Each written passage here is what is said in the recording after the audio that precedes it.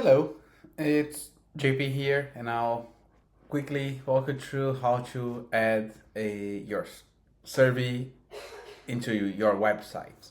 So the first thing you need to do is, like, let's say depending on the CMS you use is going to be in a different place, but in this case, in Webflow, for example, we have under the settings of the website, we have this custom code. And when I go here, I can go on the head component and add my script here. And if I publish it, this will show the survey in my entire website.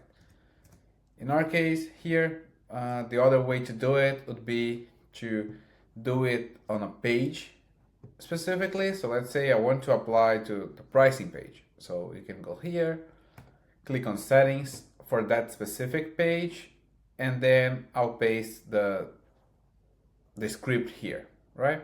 So once I paste it here, I'll save, publish, and once it's published, I'll be able to see that this is already working on the website. So yeah, and that's pretty much it.